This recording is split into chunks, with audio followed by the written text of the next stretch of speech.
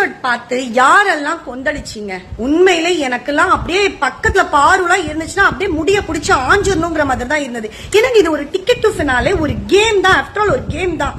மக்களுக்கு இதுல என்ன சொல்றாங்க, நம்ம சர்வை பண்ணுங்க, நிறைய பிரச்சனைகள் வரும், அதுல இருந்து ஃபேஸ் பண்ணுங்க, நம்ம எந்த நேர்மையை அங்க காமிக்கிறோம், நம்ம எதை பாசிட்டிவா விளையாடுறோம் அப்படிங்கிறது தான். ஆனா இங்க முத ஆரம்பிச்ச பிரச்சனை யாருனால? கமருதீனும் பார்வதி அந்த நாயும் தான், ரெண்டும் சேர்ந்துதான் ஆரம்பிச்சு சாண்ட்ரா கிட்ட போன வாரம் ஃபுல்லா நீ கதறி அப்படி கூப்பாடு போட்டிய, கமருதீன அப்படி ஒண்ணு இப்படி ஒண்ணு அப்படின்னு சொல்லிட்டு இன்னைக்கு கமருதீன தடவிக்கிட்டே உட்கார்ந்து தானே நீ பேசிக்கிட்டு இருக்க. காலையில இருந்து எபிசோட் பாத்திருப்பீங்க. ஏன் அந்த அம்மா சைட்ல அந்த சோஃபா எல்லாம் போட்டு வச்சுக்கான, அதுல எல்லாம் சாயாதா? அவன் பக்கத்துலயே தான் சாயுமா? அதுதான் சாண்ட்ரா பிரஜன் கூட ரியல் கப்பிள்ங்க.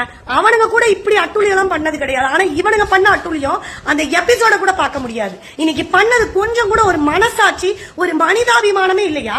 அவளுக்கு எவ்வளவு கோவம் வருது பாருங்க. அந்த ஒரு பொண்ணு அந்த இடத்துல பார்க்க கூட இல்ல, அந்த கதவை தள்ளி எப்படி தள்ளி விடுறான்னு சொல்லிட்டு அந்த நாளோட ஆத்திரம் வன்மம் எல்லாமே சேர்ந்து அந்த சாண்ட்ராவை அப்படி தள்ளி விட்டுட்டு இருக்கா. ஆஃப்டர் ஆல் ஒரு கேம் தாங்க இது. ஒரு பாயிண்ட்ல போகுமா?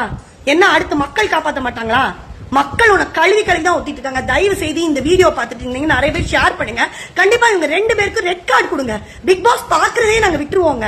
இப்படிலாம் ஒரு மாதிரி பிக் பாஸ் லவ்வர்ஸ்க்கு இது கண்டிப்பா ஒரு கேள்வியா இருக்கும். இவங்க 2 பேருக்கு ரெட் கார்டு கொடுக்கலன்னு நீங்களே ஃப்ராட் தனங்க பண்றீங்க. இவங்களை வச்சுதான் கண்டென்ட் 18+ கண்டென்ட் தான் நீங்க பாத்துட்டு இருக்கீங்கிறது தான். சோ தயவு செய்து இந்த வீடியோவை எவ்வளவு தூரத்துக்கு ஷேர் பண்ண முடியுமோ ஷேர் பண்ணுங்க. விஜய் டிவி பீப்புள்ஸ் பாக்குற வரைக்கும் இன்னைக்கு எபிசோட் பத்தி நீங்க என்ன நினைக்கிறீங்கிறத கமெண்ட்ல சொல்லுங்க.